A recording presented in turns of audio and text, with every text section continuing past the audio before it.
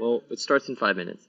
Sorry, guys, I was just in a lot of meetings, so I have a very capable team making sure this all works. So Marina's there, Henry's there. We're waiting for Robin, and then we'll start in 4 minutes. Just so you guys know, we'll spend 1-2 minutes introduction to Accelerate, the theme, future of retail. Obviously, a very pertinent conversation. Very delighted to have some esteemed guests. Please. Quick intro, 30 seconds, 45 seconds of yourself. Hey, Robin, I'm so glad you could make it. Can't hear you. Yes.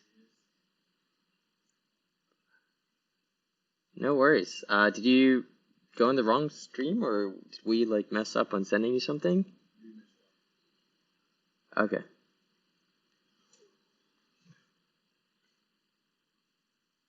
Okay, great. Okay, so 1 second. I will just. Awesome. Okay. Tom, we should start expecting participants to come on right now, right?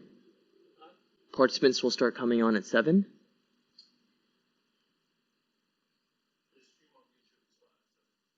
Okay. So they're not going to watch it on Zoom. They're all going to watch it on YouTube. Okay, so then I'll keep an eye on the YouTube chat. Okay. Cool. So yeah, Robin, I was just telling everyone, people are going to start coming on. We've just gone live with everything. So there might be some people that can watch this, but in general, we'll start with intros from everyone, and then free flow conversation on the future of retail. So I'm sure we'll have a ton of fun. Yeah. Have you met Henry and Marina before?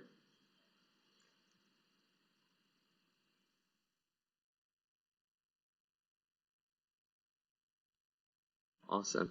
I'm just going to pull up some of the points that Henry mentioned as well on my phone as talking points. But yeah, we'll start with intros from everyone. Okay, so why don't we aim to start around 7:03 or 7:04? People are starting to come online. I will probably read through some of the chat functions, questions that are coming from the stream, and I think it'll be fun.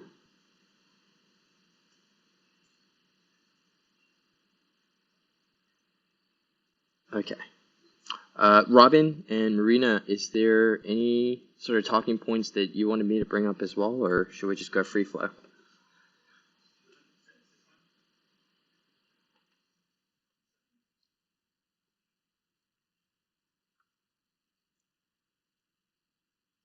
Awesome.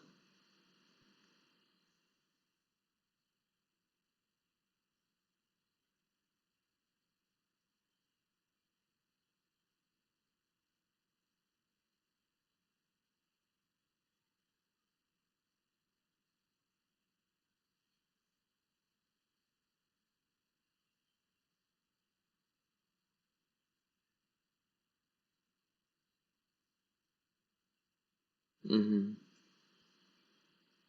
Mm-hmm. Yeah. Fantastic. Okay. We'll just start in a few minutes, so we'll just give people some time to settle in, and I'll just look through the final list of questions.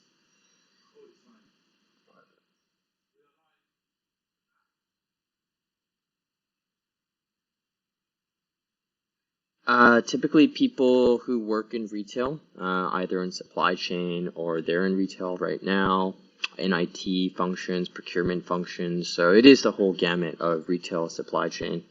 And that's why it's such an interesting conversation to have the humanistic side, people side from Marina, the AI and the technology side from Robin, and then of course the government and sort of the 30,000 feet side from yourself, Henry. And it really is around AI, and like AI has such large standing implications across everything, So we'll start off with the Hong Kong and the AI focus, and yeah, let's just give it a few minutes. I think people are starting to come online, so we'll just be patient right now. Do some testing, making sure everyone they can hear us. Hi, for those listening. Here.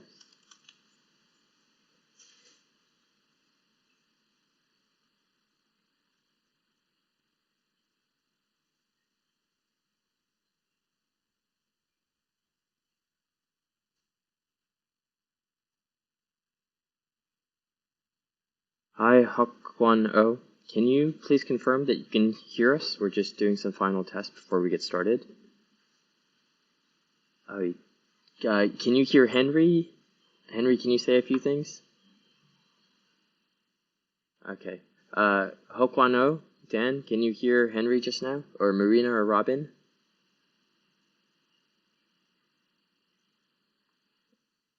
Dan Kennedy, could you just confirm if you heard some of those things from Robin just now?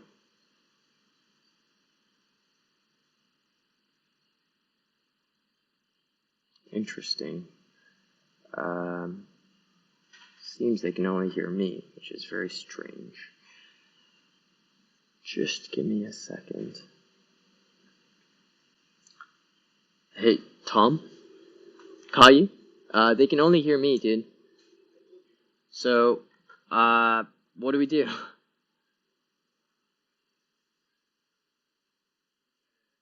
Can we just migrate everyone to Zoom right now? We can make it so that if you want, you don't use your headphones, then they can hear it through your computer. Okay, so I'll turn off my headphones. Try talking. Hello? Hello? I can hear you. Okay, you can hear me.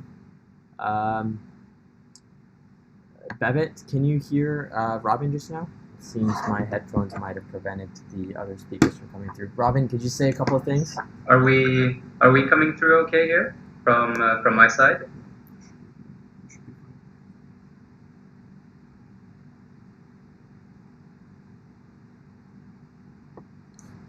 Yeah, it's delayed, so.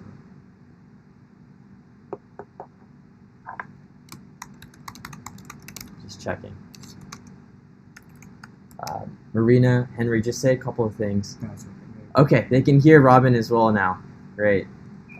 We'll do one final test before we get the conversation started. Just everyone say something, just like one-liner. I want to make sure everyone's conversation is being heard. Starting with you, just any one line. We're doing a final test before we go live. Okay, my name is Marina Vogt. I am the Engagement Lead and Chief Happiness Officer at Phone Group. Okay, good. So, do you say your name? And I say, let's do it. I'm Robin Karmakar, coming in from H&M Group, leading the AI initiatives for our sourcing and production.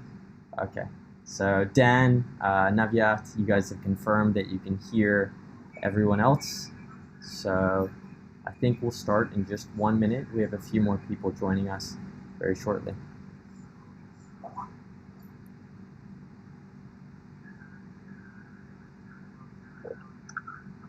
Okay, everyone can hear us. We are good to go. Guys, okay. Cool, we will start in just 1 minute, 7:05.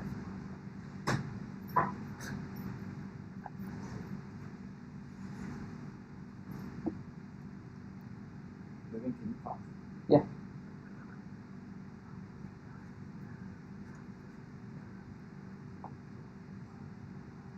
Okay. Great. It is 7:05. So, good evening, everyone. It's my absolute pleasure and honor. One second. All good? Good evening, everyone. It's my absolute pleasure and honor to have some very, very esteemed guests today. This is the fourth part of our series, Future-Proofing Industries. Today we're focusing exclusively on the impact of artificial intelligence and retail, and I'm joined by some very, very talented panelists. Could we begin with having an introduction from the three panelists? Maybe Marina, you'd like to get started? Sure. Hi, pleasure to be here. My name is Marina Vogt. I am the Engagement Lead and Chief Happiness Officer at Phone Group. Could you give us a little bit more background? Who are you? I have a very long story, but keeping it short, I've been for the past 15 years, I've worked in academia and creative arts, in nonprofit and corporate. And I'm very passionate about bringing happiness at work to the core of what we do at work and at home as well. Fantastic. Pleasure to have you on board today. Henry, how about yourself? Could you tell us a little bit about yourself? Okay, friends, I'm Henry Yeo from Hong Kong Retail Technology Industry Association. Our association is quite unique association in Hong Kong. We are one of the information technology association that only focus on one industry. There is the retail industry, a very challenging industry. Our association objective is to promote the technology adoption in retail. And our community include the stakeholders from retailers, technology partners, startup, and other different kinds of associations. We also have our association. We have 12 retailers as our advisor. Most of them are senior management or CIO or CTO. Today, I will share about the change of Hong Kong retail market and some technology adoption of retail industry. I hope my sharing will give all of you some insight for either your business planning or career development. Excellent. And last but certainly not the least, Robin, could we get a little intro for yourself all the way from Sweden? Absolutely. So my name is Robin Karmakar. I'm leading the AI initiatives for the H&M Group's sourcing and production offices. I'm usually headquartered in Hong Kong, but right now spending summertime in Sweden with family, given the situation that we're all in right now, hoping that everyone's keeping okay. H&M Group, a little bit about us. We're active in 70 markets, online in 50 plus markets, and we're a group that consists of mainly our main flagship brand, which is H&M, but also 7 other brands: COS, Monkey, Weekday, H&M Home, and Other Stories, Arket, and Afound. Many of which are coming to Asia or are already present here. So I'm very excited to be part of the panel. Excited about the topics, and especially excited about AI and retail. So happy to be here. Fantastic. Well, thank you again for the introduction. And just to the audience out there, we'd like to spend about 45 minutes having an in-depth conversation on how artificial intelligence will shape the future of retail and the future of supply chain. Throughout this panel, I welcome you all to engage with us on the live chat on the YouTube channel, ask questions to either myself or to the panelists. We'd like for you guys to be as engaged as possible, and where appropriate, those questions will be brought in to the first 45 minutes. And if not, then we have about 15 to 20 minutes slotted after for Q&A and extended conversation. For those of you that want to watch a recording of this video, it will be recorded and hosted on the YouTube channel, and will also be sent as an email format to all the attendees who could not make it today. Great. So as we know, let's start with the macro before we go into the micro. One of the things I'm very excited to talk about is to have Robin, very much from the technical side, working very closely on implementing AI solutions on the ground. I'm very delighted to have Marina, who's very closely monitoring what this means for a workforce, what this means for some of the implications for people's sense of work, sense of purpose at work, and what that means when it comes to reshaping the workforce and what we call happy work with an AI-centric world. And I'm also very happy to have Henry to discuss, I guess, more of that macro perspective. How does this relate into AI in Hong Kong as a overall industry? So to begin with, for all three of you, what are some of the things that we will see macro perspectives, right? What are the top 2 or 3 areas that AI is going to tremendously create value in? Because retail and supply chain procurement, it is such a large cycle, right? And we have people from all parts of that cycle. So in your respective cycles, where do you see AI creating the most tremendous value? And perhaps we could start with yourself, Robin. Yeah, thanks, Levine. I feel that if you look at the industry as a whole, we're looking at retail, and for many of us who are also running logistics operations within our companies, we do have a quite significant benefit, right? We're looking at reports coming out of McKinsey a couple of years back. I think it was something like $600 billion of impact in retail and some 400 in logistics. It's significant numbers, but I do believe the major impacts that we see and that we believe is when we really connect all the pieces of the chain. So in our scenario, we talk a lot about amplified intelligence. We talk about human and machine.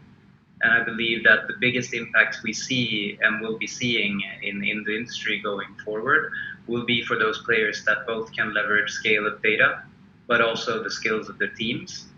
And in the macro perspective, I would say that the players that are able to incorporate this in all parts of their whole process, their whole value chain, will really be the players that win out in this scenario. In our case, we use it in anything from fashion trend forecasting to demand and supply matchmaking, augmenting anything from design and buying to capacity management and solutions for customers. Customized solutions for them and customized recommendations and personalization. So it really plays through our parts of the value chain, and that I believe is really going to be an edge for some retailers going forward. Fantastic. And what about yourself, Marina? How do you see the advent of AI creating the most pockets of value for the Li & Fung Group? Yeah, so it's just like what Robin, was mentioning, that we do need to learn about the machine as humans, and also what's the value add over there. How do we connect better? There's a lot of fear around understanding the machine, how it's going to replace us. But then I think it's learning how to flex in both areas. How do we use automation and AI to our business benefit, and also how do we flex the human kind of skills and expertise so that we could work hand in hand. Fantastic. And Henry, from a 30,000 feet view, how do you see the industry of retail and supply chain as a cycle? Where are you seeing the biggest value creators at the industry-wide level? Actually, our members are mainly from SMB or some local, together with some regional or global retailer brands. We can see there is an acceleration of digital transformation, not only for the enterprise, but also the SME. There are some driving forces for those. The first one is the availables for different kinds of SaaS service, include some AI chatbots, e-shop recommendation system, data analytic solution. Those are quite flexible and cost with low entry cost service. So not only the enterprise, but SME also can do the digital transformation, even without much resources in terms of people and money. The second one, maybe not many aware. In recent months, the Hong Kong government have some supporting funding. The recent one is called the Distance Business Program. They also support technology adoption, especially for the SMB. This also accelerates the digital transformation for the retail industry. And we can see there is a big change, dynamic change of the retail location. Previously, retailers like to open the flagship store, several thousand feet each store. But nowadays, we can see the trend because under the recent pandemic, the visitor gone, and only the local people saw about, and they probably not. But the difficulties for the flagship store, the high rental cost. Let's say the one I purchased my business suit. There's in Jim Shire and in one their one flagship store for a local bank, the rental charge is talking about 1.5 million per month. Okay, so we can see some close down of the flagship store. Instead, they move to e-commerce. Previously, we can see for those bigger bank names, they already have the e-commerce platform. But honestly, the traffic most likely is not very, very high. So they have a very nice e-commerce platform, but no one shops. or actually, they it only contribute a very small percent. We can see an acceleration of the rebrand for those e-commerce platforms. And for the SMB, we can see a lot of SMB try to start their e-shop recently. Got it. So those technology transformation make AI more important, essential in the industry. Fantastic. So let's try and break it down, right? Retail and supply chain and everything in the middle is such a large cycle, right? What are some of the models, mental models, right? Frameworks of thinking, Robin, that you do when you think about that end-to-end cycle and where AI can add value, and perhaps how you kind of, basically, can you tell us maybe how you break down the value creation aspect of AI, and of course breaking down retail, supply chain, procurement? These are many, many different interconnected nodes. So what are some of the frameworks or thought processes you use when deciding whether or not that this is an area where it makes sense to disrupt, and disrupt with AI, for example? Great question, Levine. And I guess it comes into many, I say that question goes into many, many different areas. Yeah. So, like, how would we slice it up first, maybe? How do we slice exactly. what we call retail, the whole just thing? To start off, I think first looking at where we can create value, kind of building on what I said before, and then maybe going into breaking down how and where we find those pockets of value and where we see AI really playing a part.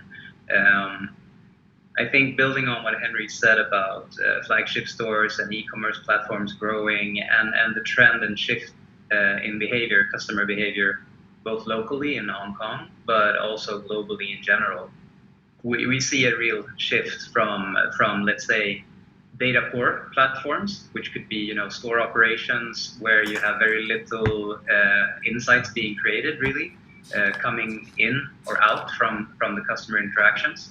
Really sophisticated players being able to use that data and leverage that data in store interactions, but really most retailers not being able to kind of leverage that store space, meaning that floor space, that rent, all those costs go to maybe being more like a warehousing operation where you offer your goods in these old retail models, right? Where retail is going, of course, if you look at what the big four consulting groups are providing in terms of services, we see a lot focusing on customer experience, and that being a channel unrelated experience. You see Omni being talk of the town for many, many years now, and really now this situation globally has put that shift into Omni and Omni reality, and having a true let's say, a true first citizen of the retail world being the online for old brick and mortar players, right? On top of that, you have shifts in behavior. If we look across the border to mainland, it's clear that things like social shopping, things like mini programs and WeChat mini programs, things like other platforms, mega app platforms that we have a lot of in Asia, and for instance the WeChat platform, etc., and Alibaba's platforms with their different services. We're seeing a really big shift in where we're going in customer behavior. And on top of that, you have things like Zalando, things like ASOS, things like platforms that really help our customers get great deals, but maybe not offering a great experience, So a lot of value is being created for the customer by being more having an easier access to what they need and having a more flexible logistic setup for that. But I think experience and the customer experience of actually getting that value and the add value you create as a retailer is going to be an edge going forward. And in terms of where value is being created then in that chain, I mean, you can look from our side. I mean, we design and build and make the clothes. So we partner with suppliers around the world, and then we move those goods to the right place and the right market to make sure they match with the demand we're seeing from customers. On top of that, then making sure that what we make available in that market is something that's relevant to the customer. So I think having an assortment that really fits for a local market, a local customer, and leveraging that local closeness to customer and understanding their needs and the trends, that could be for any market really. But for us, it's particularly important within fashion, right? So one is understanding customer need and demand, and that side. Another is understanding supply of goods and where you need to feed that from a logistics perspective, but also a sourcing and production perspective. And then in moving into the retail aspect is really where does a customer really get a great experience having this available to them? You know, it could be size availability, it could be does this t-shirt really fit me perfectly well? What I could expect given other people with similar, let's say, body measurements and things like that. And you know, in all these small pockets, they all feed into kind of customer being at the center of what you do. And I think that's where the value creation of AI is really going to be like the most important aspect and the biggest impact when the customer gets impacted in the end. Coming in then, breaking that down into value. So if we look at that from a process perspective, it's really about creating an assortment, creating a sourcing or production or a supply of goods, and then sort of servicing a demand from the customer perspective and really being pull oriented from the customer perspective in a local sense. So those are really some aspects. Another aspect there would be what channels are you receiving or meeting the customer in, and that being from brick and mortar to e-com, app ecosystems and social commerce. You really have such a wide array of where you're offering your goods and services that you need to be very clear about where and how you offer value to the customer. Then coming into the breakdown of value, really what's your edge as a company? You see a lot of players going to technology and other areas where that's really not part of their edge, the thing they do really well. Some of my friends who start their own brands and businesses, they focus a lot on the marketing. That's their skill set. Customizing who gets that marketing content on Instagram. Instagram does that much better. Their recommendation algorithms will be better than your recommendation algorithms. If you're great at branding, you know your concept, you know your customer, you're gonna hit them right by using these platforms. And I think like Henry mentioned, these software as a service components really enable SMEs and all kinds of size companies from our size, huge multinationals, to small new players to really be like focused on using and leveraging AI. But what I mean is that breakdown of where you create value, I think needs to be very close to your core competence and your core asset of your company, let's say, and really focus on leveraging that technology in that context. That's what I would say about that. Sorry, long answer. It's a very thorough answer. You know, break it down from retail experience to marketing to supply chain to demand forecasting to procurement to right suppliers, quality of suppliers, ethics of suppliers. It's really a fascinating life cycle, and I mean, it is such a large part of our everyday lives. So very fascinating to hear it from that multinational lens. I guess, Marina, you know, Li and Feng does both gamuts, right? The retail part, the supply chain part, their own products, procurement, design for other leading manufacturers and retailers. So where do you see, I guess, models in your head to break down, right, this thing that we call retail? How do you break it down into more manageable sort of chunks or models in your head, and then how do you break those down into where value can be created and where businesses need to, per Robin's point, enact things that enable a greater circle of competence and greater strength in those areas? A business leader in our company would have a different answer, but speaking with my Cho hat on, then I'm always thinking about the people. So, you know, with any kind of technology, we're hoping that, you know, more of the transactional or more the technical, like maybe labor-intensive things can be, automated or getting help from machines. Whereas for anything that needs to kind of foster relationships or nurture, human connection, ultimately all of the customers and all the partners that we work with are human beings. So being able to empathize with what the needs are at the moment, what they are actually truly looking for in terms of the brand, what does purpose mean to them, what are the value sets that are important at the moment, because what we're seeing at the moment is that reputations can be built and broken in a day, right? So it's also very important to be able to look after what you actually stand for as well. So those are the things that would be top of mind. Do you see from the people side, just as a follow-on, that certain areas are more prone this year, not AI in 2030, I'm talking about AI in retail in 2020, this summer, this year? Do you see that certain areas of that human-machine connection and symbiosis that Robin and Henry were referring to be more prone to that automation, like certain parts of supply chain or certain parts of the retail where it makes more sense to involve machines more?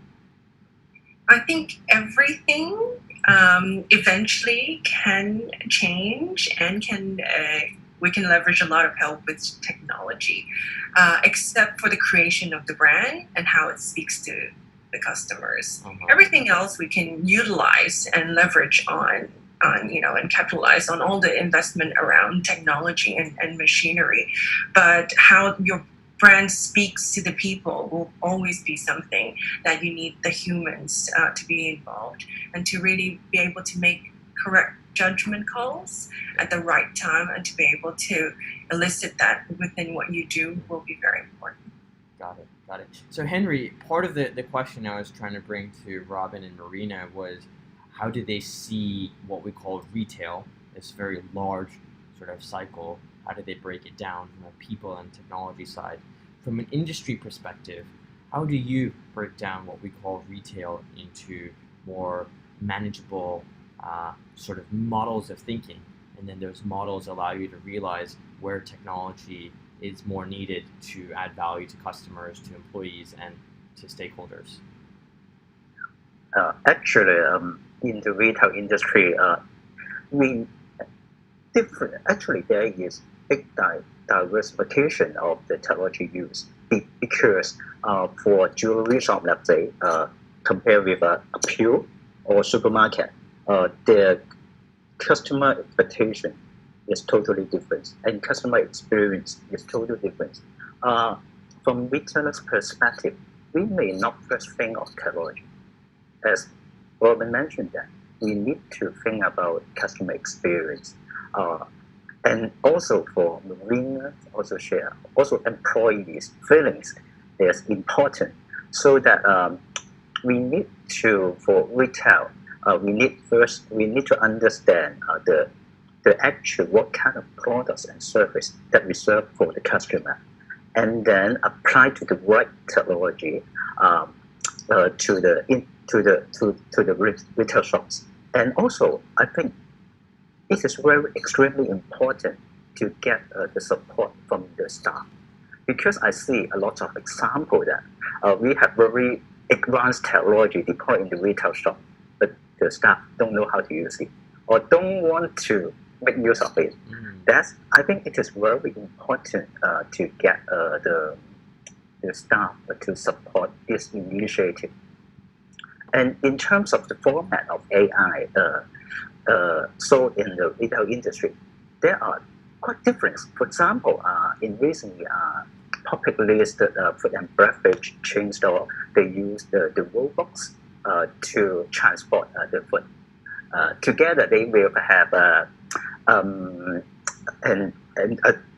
tools that can clean the mobile phones. That's very interesting. And also, let's say for a jewelry shop, I can see they use AI to have to chase the diamond that I wear on my fingers, so that the diamond is always very shiny. The customer will want to buy. So the format So in different retail scenario, it's quite different. Depends. We need first really understand what the customer care most of. Okay, so then that leads us to our next question: what can retail as an industry, right, do to help customers the most in this year as a result of AI-enabled technologies, hopefully that are supported by happy employees and supported by happy amounts of data, which both Marina and Robin are smiling about. So to you, Henry, where do you see, let's start with the customer experience, right? Where do you see the priority areas? Where should people in retail, employees, stakeholders, CEOs that are listening in right now, what can they do to immediately uplift the customer experience in retail? I think from the retailer side, previously in Hong Kong we use the terms location. Yeah. Okay. In that, but nowadays I think promotion. Is what it means. Promotion. What kind of promotion? We can see a lot of digital promotion recently. So, and how to do an effective digital promotion? We need to have data. We need to have data analytics.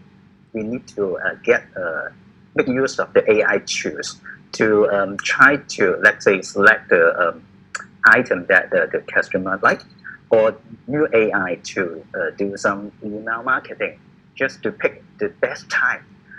Most of the customer will respond to the email. So we need to do a lot of things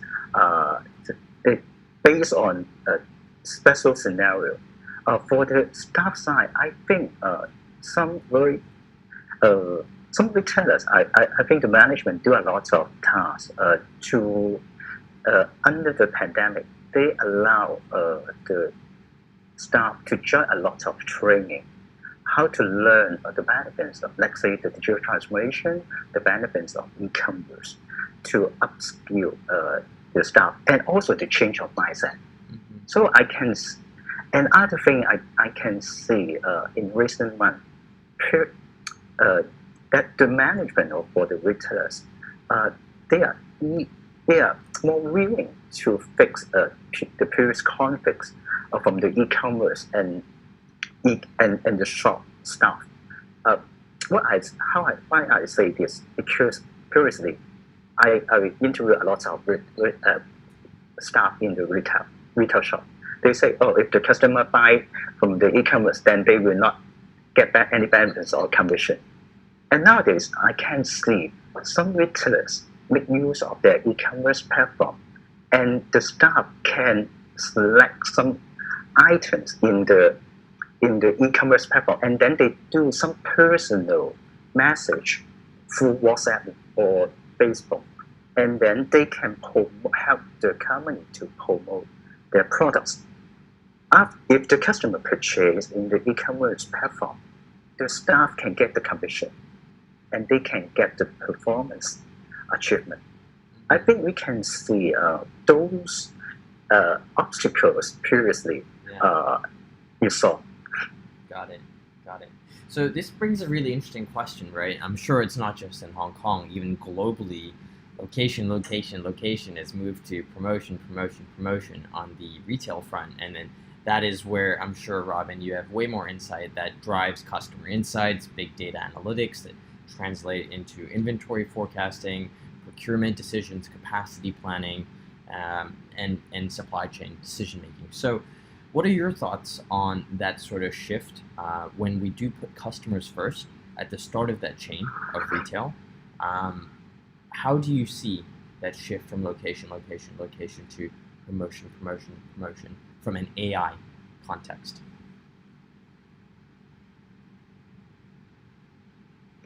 Again, great question, Levine. And I would say, like, building upon what Henry said, like location to promotion. It is one way to think about it, and in a way, the way I would see it is that location just has shifted to becoming having the right content, the right offer, the right thing for the customer at the right time. And that might be in many parts of the customer lifecycle, right? It might be, in customer acquisition. It might be being exposed to content that engages you with the brand, that helps you identify with what they're offering and makes you aware or create some kind of value in your mind about that brand, right? And we need to work quite consistently with this, both across shop and brick and mortar and the e-commerce platforms, and promotions and other content that we share with let's say loyalty members or things like that. So there needs to be some kind of brand consistency. I think Marina said it well, when the human aspect of this is really essential to what you want to offer. And being on brand, sometimes brands can drift internally or between departments or between what they offer and what the customer experiences.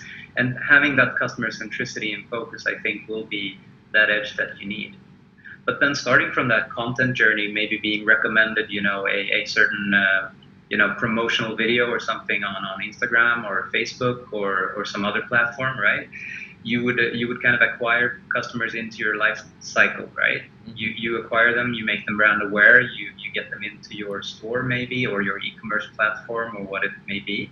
Or omni-channel. There, or omni-channel as well, right? Finding out Absolutely. where they came in offline and online, blending the experience. Absolutely. They might get a promotional coupon on Instagram and come into your brick and mortar store or and use it to drive that traffic or drive that experience. Once they're in store, how do you add value to the customer experience there? That might be, personalized recommendations if you're aware of the customer or you know what the customer needs. But it might also be AI-driven solutions like the perfect fit. How do I know if this model, this size from this brand is going to fit me really well? You might have some perfect fit. This is exactly a medium. And customer ratings and reviews giving feedback on the sizing of a garment being a bit too big or on the smaller side of a size 36 jeans or whatever. Fantastic. And then on top of that, once you've gone through that life cycle of maybe a first purchase in one of those platforms, I think a lot of retailers will see a lot of added value by offering that next purchase, offering that next interaction with the customer, either being driven by the relevant content or a relevant promotion or something else that is relevant to the person, right? And you can know a lot about customers, coming in. For our case, it might be that we offer, kids clothing, women's clothing, men's and youth clothing in the same store, right? So you might see, patterns in the behavior of who is the consumer. Yeah. Maybe it's a single mom shopping for the kids and herself, or other patterns, right? It might be a parent coming in with their kid, and you see a mix of different parts of clothing being shopped together. So, these kinds of insights, trying to figure out what customers really, understanding their perception of mind, right? Yeah. Why are they buying those things? When are they buying those things? That could be really relevant then for AI to drive what you offer them in the future. Got it. So Marina, from the people side and from the organizational perspective, Robin really touched on the technological advantage of being very customer-centric and omni-channel platform. What are your thoughts on the people side, right? We need our people across retail to take ownership of that entire customer journey, to feel connected to the new buying patterns, customer mix changes that Henry pointed out earlier. So what needs to be, if you could give a message to all the CEOs out there that run large and small retail firms, and they need to translate that message down to their people so that they can be more customer aware in an AI world, what would you say? Figure out who you are and be authentic to that. Be true to who you are, because you cannot be A, then B, then C, and then X. It goes back to the brand. You cannot say that I'm about this and that, just going with the trend. People are calling out those brands, and people are being very, very serious about values, about sustainability. People want to vote with their wallets. And so being true to what you stand for is very, very important. A lot of times I have worked with a lot of senior leaders where they have very, very good intentions, but they aren't able to deliver. And this is the moment to truly walk the talk and be who you are. Got it. Henry, what about yourself? If you could have a message to all those, you're the vice chairman of the Hong Kong Retail Technology Industry Association, and you would ideally want more and more leaders of these associations or people in the association to be more customer and technology friendly. What message would you want them to spread amongst their people so that they can capture the new changes in customer demand with AI? I think many retailers have a big challenge for lack of talent. Yeah, most of them they well understand the importance of AI and big data. Because for retailers nowadays, they have a lot of data from e-commerce, from the chat box, from the customer loyalty program. Because even for the coupons, even they nowadays we use a lot of e-coupons, so a lot of data collected, and then how to make use of the data. That is much more than previous years. So they understand the importance. But the challenge is for the retailers, several retailers told me the banking and finance industry just use a very big high pay to recruit all their potential candidates. Yeah. So I think it is very important, apart from just recruit from externally, how to upskill and reskill the internal staff is very essential. Okay.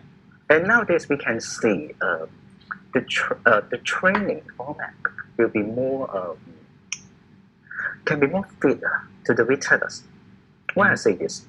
Because in the past, many retailers, you know, all of you may know, they operate, they work for very long hours.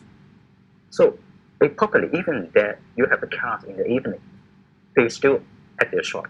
They can't join. Nowadays, we have a lot of online training and classroom training, or even the classroom training that is, you can see the video archive afterwards.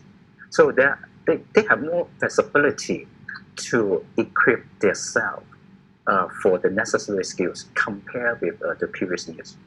Got it. Well, this leads me to the last sort of 10 minutes of our more engaging conversation on our side before we are getting more and more questions, which is good, from the audience. And I'm really glad to see that people are engaging on these topics because they really do have implications for society, for government decisions, for policy decisions, for customer decisions, for enterprise decisions. These are not easy to discuss topics, and they have been really shocked in the last 6 months. Major shock. So what we're seeing is that there's data starvation, there's talent starvation. Robin, what are your biggest challenges in becoming an AI-first company, right? At Accelerate, we believe that every firm, retail, financial services, consulting firms, every firm is going to be a data firm in the future, right? And every firm needs to be data-driven if they want to stay alive in the long term. So what are some of the biggest bottlenecks or choke points in your leadership perspective that H&M faces, to the extent that you can share? What are some of the challenges you face this year? I mean, it's a great question, and I think not only us, but any retailer, any big organization would face these challenges, right? You're going from a status quo that has been working quite well, and we have an economy that's over the last decade been quite consistently growing. It's been a fairly predictable path, right? And we're facing the situation we're facing now is like unprecedented, the most used word this spring, right? Looking at our journey, I mean, taking the steps to move into this direction, it kind of started as projects and teams, and started with few pockets of really ambitious and really passionate people but it quickly accelerated and shifted to the CXO level on the group level. And you can see that in the communications we've had externally as well. In all of our yearly reports over the last, I think, 4 years, it's been pretty clear that our foundation is a digital and tech foundation that it has been invested heavily in over a long period of time. And then over time, also the awareness and understanding and then dedication to the long-term journey of shifting into a more data-centric, AI-driven, data-driven organization has been a natural shift. But that adoption from every layer of management has been a journey, and it always is for shifting from the previous reality that you were in to the new one, right? But that being said, us as a group have been data-driven from day one. I mean, it started in 1947 in my hometown of Västerås back in Sweden. You know, the company was founded there, and it's grown now from one store to more than 5,000. And in that journey, you can't really have that journey without data driving your business. But I think, like Marina and Henry has been focusing on, the talent and the people are really the thing that enables the business. It's never going to be the data that really drives the business. It's going to be that judgment you make and really augmenting that human intelligence, that human intuition, that mix between gut feeling and then the insights to support that gut feeling. And that might be an AI prediction, but that might also just be, the trend is definitely forecasted this way. That being said, in this current state, I think what we're seeing in a shift of talent is now we have CXO levels and every layer understanding that data is the new oil. We know everybody understands the need to be a data-driven organization. And we've seen all of this like shifting up until, December 2019. And now we're sitting in the situation that we're in now, that on top of this, we also need to be quite fast. We need to have these people and skill sets in our teams that are not fixed at, yearly forecasts or, 3-year plans, where, agility is really becoming one of those key words that retailers need to play in. So it's a complex world. A talent that was a great statistician that could do a great forecasting model up until December 2019 doesn't really have a great track record this spring, right? And I think a lot of retailers, you see it in Amazon, you see it in other public examples that, the forecasting engines that you rely on are not as easy to trust anymore. So I think we're entering this talent and data shortage in the sense that how do we get the right balance there? How do we amplify intelligence and those gut feelings and the data we have with that talent and the people that can adapt quickly to these changing circumstances? So I would say the biggest challenges, of course, CXO level commitments. That's definitely a first one, and we got that one out sorted very early on. That helped. Being a fast-moving company and being a fast-moving set of people and having kind of systems and processes and a surrounding environment that helps and facilitates that helps a lot. And in terms of data starvation, I'd say most companies have more than they expect once you start looking at it, and you let talented people or engaged people kind of start exploring what's available. And then you can always, start small, think big, and scale fast. That's kind of our motto, that you always kind of do these things by starting small, thinking big, and then scaling fast. I love it. That's fantastic. Fantastic. Marina, you're so close to the talent function, right? Mm-hmm. What needs to happen at the group level from a talent side so that you can tackle in very, very rapid time frames, right, the necessary changes at the organizational level to capture AI strategy and an AI-enabled customer experience in an AI company and group? I think strangely, a lot of us, me as an employee as well, we see ourselves as some kind of functional beings. We are typically kind of boxed into our own roles by our own making. I think this is the time for all of us to kind of adopt that growth mindset and understand that we could pivot, we could step sideways, we could go into more of the front line and the back end and understand that we do all possess this agility to be able to change with the times. It's not that we're just disrupted and interrupted in our roles, but then we could also change to grow together. So in terms of that foundational understanding that we can all grow within our roles and that we could sidestep and pivot, that's a very, very good place to begin. And then, of course, the investment on education, upskilling, all the right things to help us bringing back to where we started is to be able to work with the machinery, with automation in seamlessly going forward. Got it. And Henry, I guess one of the things that we've seen is that retailers want to upskill and invest in their workforces, but markets are tough, profits are sliding, furloughs.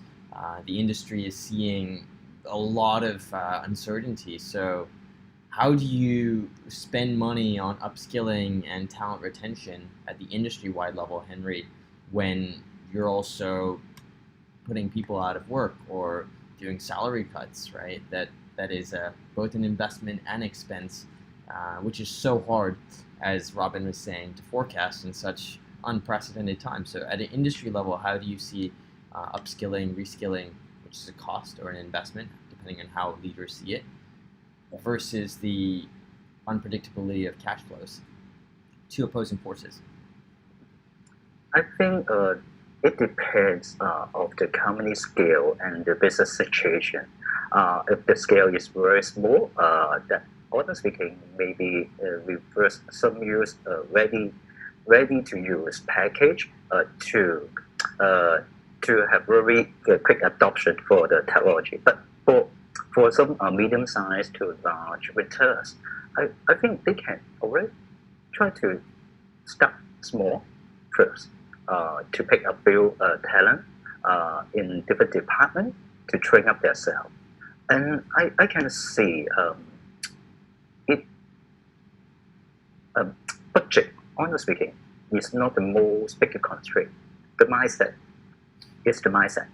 Okay, for a talent, maybe I can share a little bit of my experience from the retailers. I think on the one side, we always look for some technical skills like AI, big data, digital marketing, coding, etc.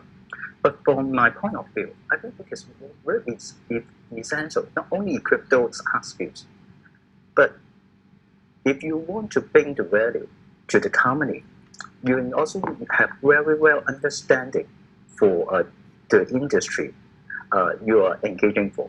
So you can make use of your hard skills to develop some technology that can be fit for the special scenario for your company. I think business sense, industry domain knowledge is very essential. Because I know there are some people that for career development to join this webinar tonight.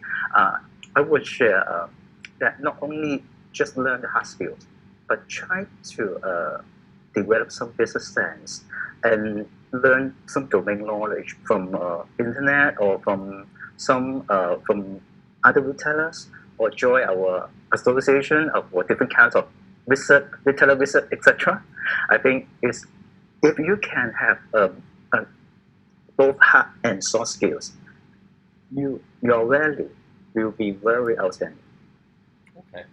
So my final question to you all, audience, I'm really glad that many of you are asking a ton of questions. So my final question to you all is, and this is just a question of opinion, right? In your opinion, do you think that talent within organizations, their prerogative or their need to upskill in hard skills and soft skills is something that is a company's responsibility? Is it the talent's responsibility? Is it both of their responsibilities? Should companies hire training companies? Should companies send them out on online courses? Like, what are best practices if talent and mindset, hard skills and soft skills are so crucial to become an AI-first company and to be a retail company that's even relevant in the future, right? If you want to stay relevant, you have to upskill your people. You have to be relevant. what are some of the best practices, in your opinion, that will help on upskilling and reskilling? And we can start with Robin. I definitely say, I echo what Henry's been saying and what Marina's been saying for sure. Henry mentioning, this thing about not necessarily having a lack of people or lack of people that want to learn. It's more this mindset. And in that mindset, I think leadership teams and different functional managers and CXO roles need to identify where the gap is in their organization in terms of capabilities. That might be, parts of your operations that are not functioning as well as you hope, and you have all kinds of indicators that that these parts of your business could improve, right?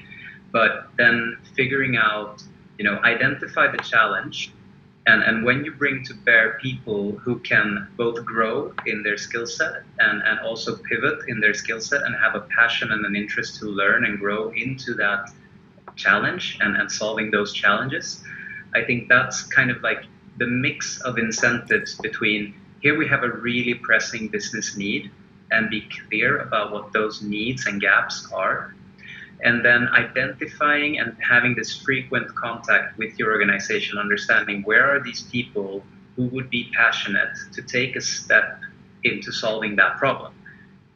Like Henry says, it's a mix between hard and soft skills, right? But I think these teams that solve those challenges will always be a mix of people, a mix of skill sets.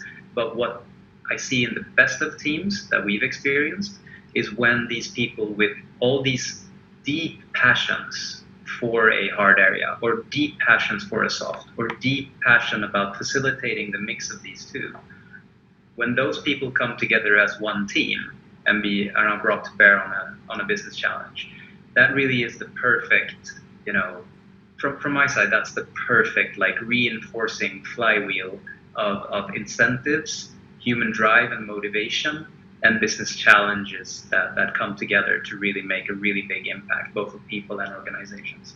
So that's my thinking. So on the topic of positive flywheels that reinforce people and technology, Marina, what do you think are some of the best practices for organizational upskilling to tackle the uncertainties and challenges and opportunities that come in retail and supply chain? It would go for me. It would be a culture of learning. Learning is not something that you stop, at university or one day I took MBA and now I am, going to fly. It's never going to be that way. The world is changing, right? Henry's saying that get out of your comfort zone, get to know a little bit more about the business that you're in. Anything that you don't know, get to know it a little bit more, just for your own benefit. But this is a culture you mentioned, is it the responsibility of the organization? 100% yes, because you want the people to be able to work for you. Right? And do the employees also need to pay attention to learning? Is that something that is provided for? No, you should also have a culture. You have to have that mindset of wanting to learn, wanting to grow. Changes are happening all the time, disruptions, major, unprecedented changes are happening in front of us. If any year at all, 2020 is the year for us to think a little bit more, have that moment of silence about everything that, it's happening right now, and kind of reevaluate what is it that is important for us. I think for Asian culture, a lot of times we think that, we're really good at something. We like to pursue that, right? The hard skills, and we're very proud of that. But it's very, very rare that we also understand where we fall short and want to learn and want to grow in those areas as well. So, having a culture of learning for everyone involved would be beneficial. Got it. And last but certainly not the least, before we open up to questions from the audience, Henry, how should we think about making the retail industry a learning industry? How should we build, as Marina and Robin rightfully pointed out, that positive reinforcement of learning so that they can adapt to the change as an industry and come out stronger? Yeah, I think communication to different kinds of stakeholders is very important. The communication is make sure different kinds of stakeholders understand the benefits for those they learn. For example, if I just told my finance department to learn big data. They can't visualize the benefits. But if I can use a layman way and try to fit into a present scenario. Let's say if finance use big data or AI, they can just settle the balance sheet or the financial report one day less than their regular practice. I think if I can communicate in this kind of way, they know the real benefits for the learning. They will adopt. Same for the management. If I just say we want to make investment to learn AI and big data, they can't visualize what benefits to the whole organization, what benefits to their staff. We can say the specific benefits and applications. I think it has much higher chance they will buy in and that get the support for the resources. Great. Well, that concludes my part. Thank you again for your time. I'm going to start reading out some of the interesting questions from the audience. Audience, please feel free to ask more questions, and hopefully we can get through at least 3 questions in the remaining 15 minutes that we have. So one of the questions comes from Richard Donne. I hope I pronounced that correctly, and it's addressed to Robin. Robin, how would you rate the ability of AI abilities in sourcing and buying offices in Asia between 1 to 10? And as a follow-up, maybe you could just do that. And as a follow-up, where would you look as the first place to impact with AI in these buying offices and production offices? Okay, so the skills between 1 and 10 for buying and sourcing offices in Asia, like 10 being higher, I would say. Yeah. And then where do we see the biggest impact in the shortest time, I guess? What's the scale? Where is it at now? And precisely, what are the biggest areas or the first place that AI can have an impact on these functions? Again, it's going to be extremely relevant to look at the company, look at the context, and look at the people you have there and the way your business model is set up. For sourcing and procurement, I would say, when looking at the different skills that you might have, you might be more of a service-oriented organization where you're servicing customers that are very, very different. You might have different companies, different brands, different types of products that you're sourcing. And in that procurement state, it is difficult to kind of engage and use it. And if I look at what I see in Asia, typically I would say, how well enabled we are with data in general in many companies that I see. It depends a lot on how deeply integrated the sourcing is with the buyer that has that need, right? So it comes down to a lot of like data and platforms, and if you're using Excels and manual procurement, or you're procuring things over emails, you have no standards, no platforms, it can be really challenging. So I think the preconditions really need to be there, PLM platforms, or you need to have some kind of like information base, because otherwise it's such a creative aspect and such a creative part of work, where sourcing and procurement is really more about the classic dealmanship, the classic negotiation, and having many sourcing partners that you work with. So it's a tough one. I would say depending on the organization, between a 3 and a 7, or a 1 and a 7, definitely. And what are some of the low-hanging fruit if someone's a 3 or a 1 to go to a the immediate next step, the highest value for AI to create value? Yeah, so a really interesting example. I have a friend who started an AI first company, which basically, takes an Excel template that your company defines, sends it to the sourcing partner or the vendor that you're procuring from, and when they fill in the fields in that Excel file, they check the fields that they are correct, so that when you receive the Excel, you can consolidate the data much more quicker, because the quality assurance of the data input has been done and checked by an AI engine. So typically, it seems like a trivial case, but 9 out of 10 or 8 out of 10 Excel files that you send out to an external partner and get back will have errors in them, in the fields that you ask them to fill in, right? And just that efficiency gain is 5 times more efficient then, because you have 0 errors, because the AI will check the Excel and then send it back and then bring back the correct data, meaning your internal staff spend 0 hours checking data versus, a significant amount of time, right? So suddenly you've increased your productiveness of those staff members in that process context of about 400 or 500%, right? And that's a huge gain. So just taking one example, that's definitely a low-hanging fruit. Data accuracy, data validation. Similar to what Henry was mentioning about finance departments, you could check accounting, you could check if this is a fraudulent transaction or likely to be a fraudulent transaction.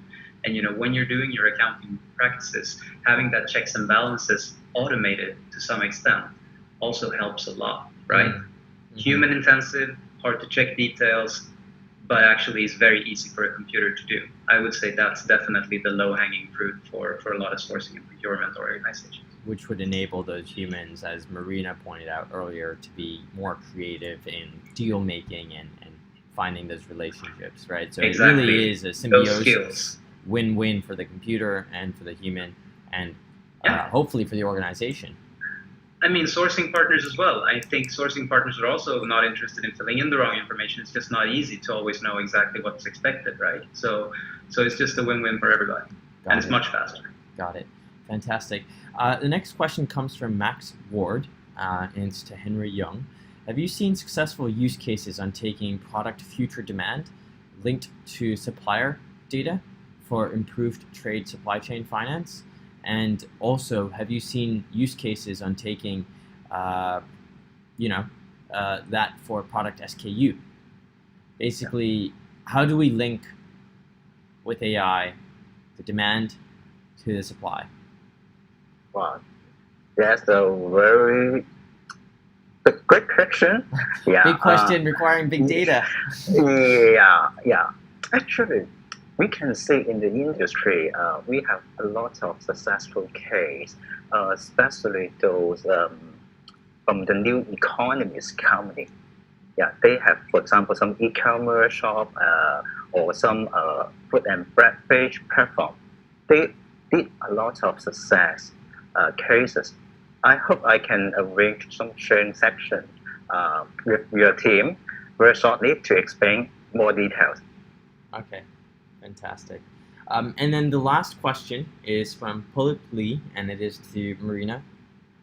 Marina, you talked a lot about brand, knowing who you are, and Philip is asking, how do you approach customers in terms of AI when the main target of the brand is not very technology agnostic, say senior people or maybe slightly different mediums? So people are more used to shopping with you on computers and your brand is more mobile first. So I guess what Philip is asking is, how do you market that brand in different mediums for different segments without compromising what is dear to our values and our purpose? I think it all comes down to how you set up, how you communicate your brand.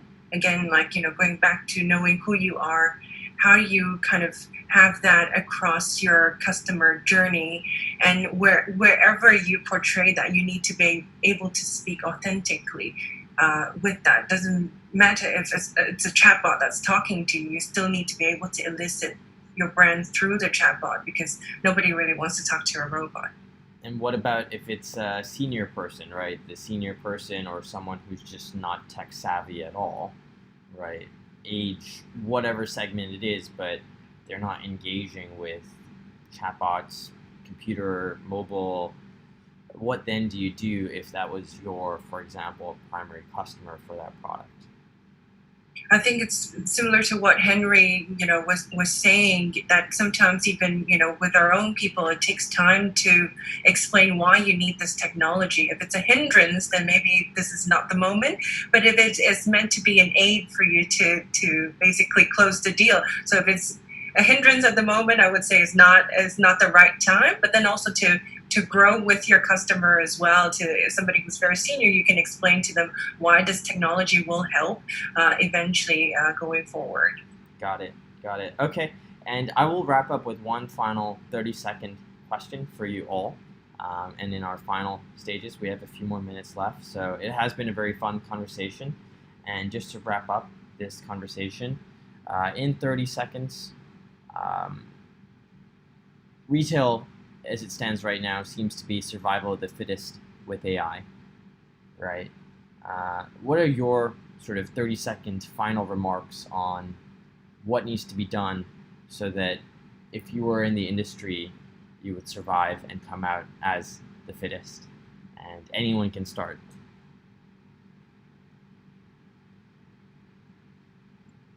Maybe I'll go first. Go for it. One.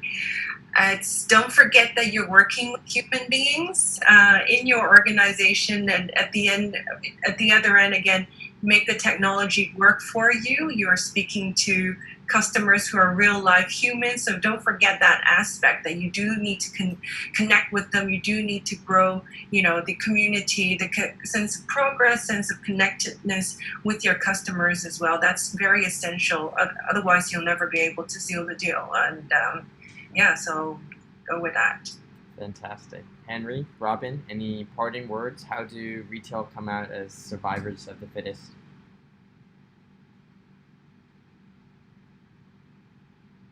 Maybe I go first, Robin.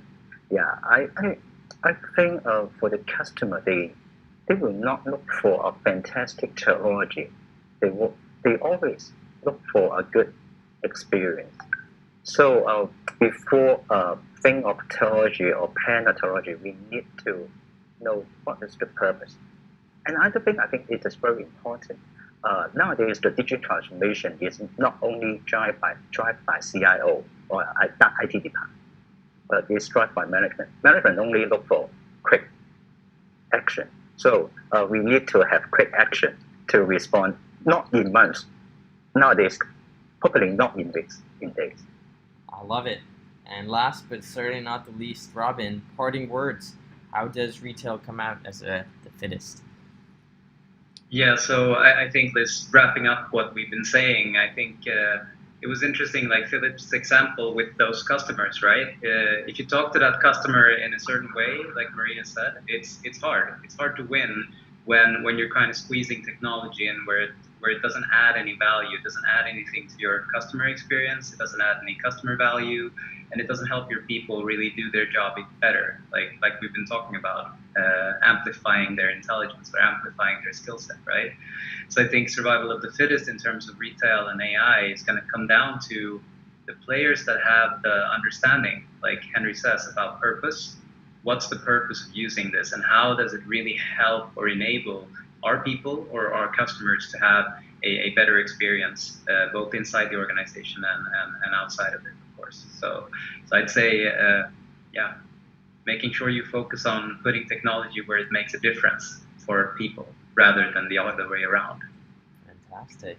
And with that in mind, I would like to thank all the panelists. Like a virtual, if we were in a room, virtual for everyone.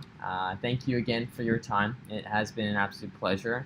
To the audience members out there, feel free to reach out to myself at Accelerate. I'm the founder and CEO of Accelerate. We work a lot with retailers, upskilling them, getting them ready for the AI revolution, big data skills, and hard skills, soft skills.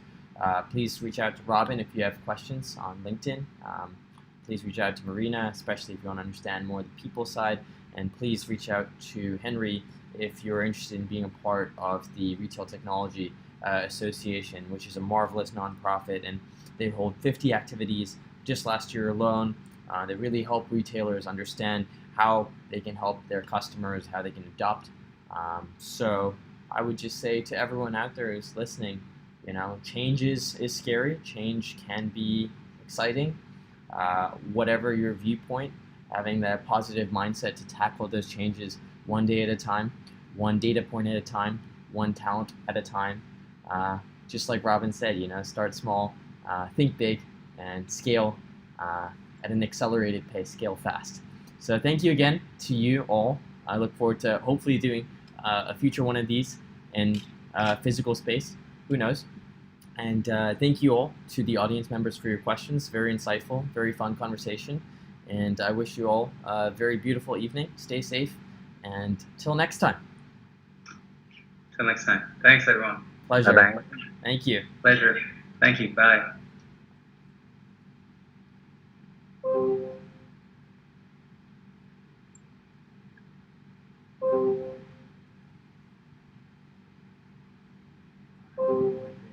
One sec.